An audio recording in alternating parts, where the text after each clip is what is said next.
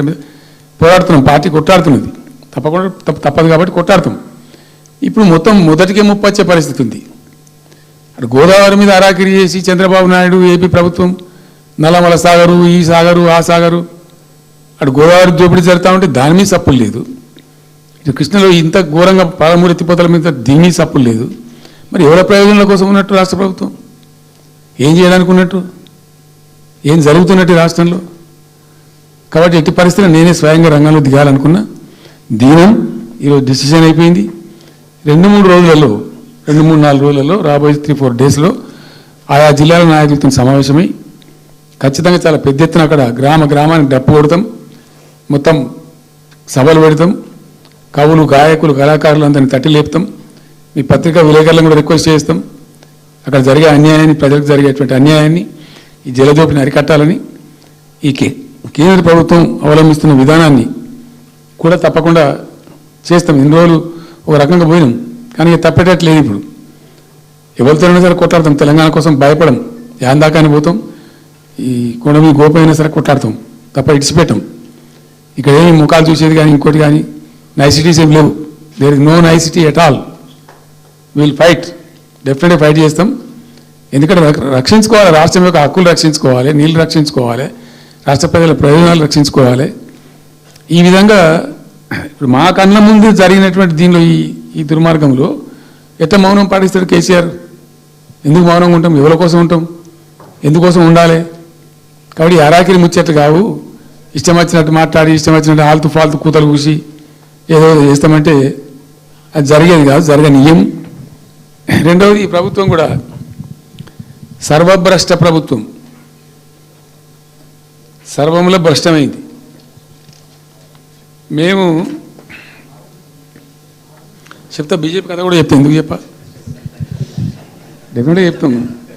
అరే నువ్వు మా ఇంట్లోకి వచ్చి మాకు దోసుకపోతా అనుకుంటామే, నాకు అర్థం ఎవరైతుంది. ఏమైనా ఉండొచ్చు కాక, ఏమైనా ఉండకపోవచ్చు కాక, నీ చేపెట్టి పైసలు కూర్చుకుంటా ఊరుకుంటామా? సాధారణ కాడికైతే కొట్లాడతాం కదా.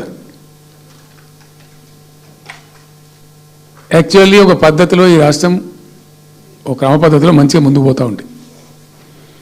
సంక్షేమం విషయంలో కానీ, అభివృద్ధి విషయంలో కానీ, పారిశ్రామికీకరణలో కానీ, ఐటీ రంగంలో కానీ, క్రైమ్ తగ్గించడంలో కానీ, లా అండ్ ఆర్డర్ మెయింటైన్ చేయడంలో కానీ ఒక మంచి పద్ధతిలో పోతూ ఉంది. ఇవాళ ఏందండి, జంట నగరాలలో పట్టబగలు నడి రోడ్డు మీద హత్యలు జరుగుతున్నాయి, అడిగే దిక్కు లేదు.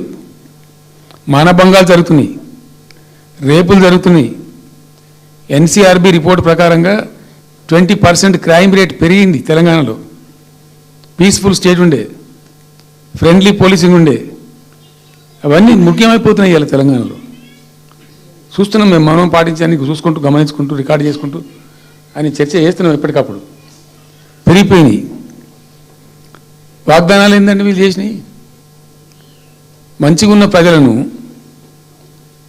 మాకు ఓటేసే ఉద్దేశంలో ఉన్న ప్రజలను పచ్చి అబద్ధాలు టెంప్ట్ చేసి, మోసం చేసి, ఈ రాష్ట్ర ప్రజానీకాన్ని మోసం చేసి, దొంగ మాటలు చెప్పి, మాయ మాటలు చెప్పి, అర్రాస్ పాటలు వాడినట్టు వాడినండి, వేలం పాట వాడినట్టు. కేసీఆర్ 10,000 ఇస్తాడు రైతు బంధుకు, మేము 15,000 ఇస్తాం. మహిళలకు 2,500 ఇస్తాం. కేసీఆర్ కళ్యాణ లక్ష్మి ₹1,00,000 ఇస్తాడు, మేము తులం బంగారం కల్పిస్తాం. మీరు పెళ్లిళ్ళు చేసుకోకుండా ఆపుండ్రి. ఇదే ప్రభుత్వం మీరు చెప్పినటువంటి మాటలు, పెళ్లిళ్ళు చేసుకుంటూ ఆగిపోండి, మీరు నవంబర్లో చేసుకునే బదులు డిసెంబర్లో చేసుకుంటే తులం బంగారం కూడా వస్తుంది. ఉపన్యాసాలలో చెప్పినండి, మా ఉన్నాయి ఆ క్యాసెట్లని. ఇంకేం చెప్పిండ్రు? పెన్షన్ తీసుకునే ముసలి ఎవరైతున్నారో నవంబర్లో తీసుకోకుండా డిసెంబర్లో 4,000 వస్తుంది. తెల్లారే ఇంకేం మాట్లాడిండ్రు? ఏంటి అది? 2 లక్షల రుణమాఫీ అని నరికిండ్రు. ఉరుకుండ్రి బ్యాంకుల పంట పోయి జల్దీ తెచ్చుకోండి. ఇక ఒక్కటి కాదు, అట్లా అర్రాస్ పడవాడినట్టే.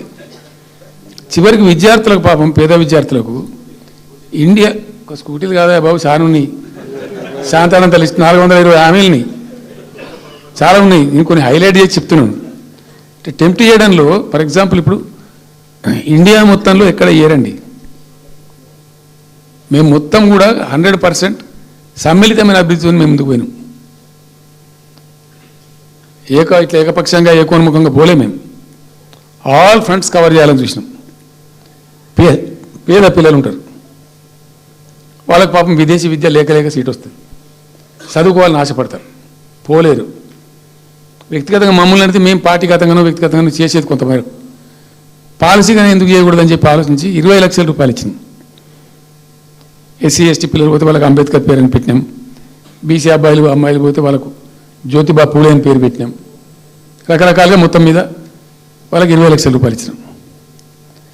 అంటే ఎట్లాంటి ఇష్టం వచ్చినట్టు అది కూడా పెంచుతాం. కేసీఆర్ 10 లక్షలు ఇస్తే మేము 12 లక్షలు ఇస్తాం దళిత బంధు. ఇట్లా ఎన్నండి ఇష్టం వచ్చిన అంటే నోటికి మొక్కాలిగా, అది కూడా 100 రోజుల లోపలనే ఇస్తాం. ఆ కార్డులు వంచుడు, సంతకాలు పెట్టి బాండ్ సంతకాలని ఇంటింటి కార్డులు వంచి మొత్తం చెడగోపం పెట్టారు. దిక్కుమాలిన దరిద్రం అంతా నెత్తిన పెట్టి కంప్లీట్ ప్రజలను టెంప్ట్ చేసి ఇలా వడ్లు కొంటలేరండి. సన్నాలు మొత్తం వడ్ల ప్రతి ధాన్యానికి లిస్టు, పెద్ద లిస్టు, శాంతాలంత లిస్టు. ఇక కందులకింత, మినుములకింత, పసుపుకింత, పప్పుకింత, మొక్కజొన్నకింత, అన్నిటికీ 500 బోనస్. అన్నిటికీ ఏపీ దేనికి దిక్కులేదు. పత్తి కొనే దిక్కులేదు, వడ్లు కొనే దిక్కులేదు. ప్రైవేట్గా అమ్ముకుంటారు, దోపిడికి గురి అమ్ముకుంటారు. పాపం ఏడ్చుకుంటూ కన్ననీళ్ళు కుక్కుంటారు. చివరికి వస్తే యూరియా సప్లై చేసే తెలివితేటలు లేవానండి. మా గవర్నమెంట్ ఉన్నప్పుడు రైతులు గ్రామాలలో ఒక ఆటో రిక్షాను డబ్బులు ఇచ్చి 10 బస్తాలు తెచ్చి బాబు అంటే తెచ్చి అలా పడేసిపోతుండే వాడు పొలం కాడ. ఇవాళ రైతులు రోజుల తరబడి, గంటల తరబడి చెప్పులు పెట్టి, బీఆర్ఎస్ లేకముందు చెప్పుల లైన్లు ఉండే, బీఆర్ఎస్ ఉన్న రోజులు చెప్పుల లైన్లు మాయమైనవి. మళ్ళీ ఇప్పుడు కాంగ్రెస్ రాగానే మళ్ళీ ఇప్పుడు చెప్పుల లైన్లు స్టార్ట్ అయిపోయినాయి వరుస పెట్టి.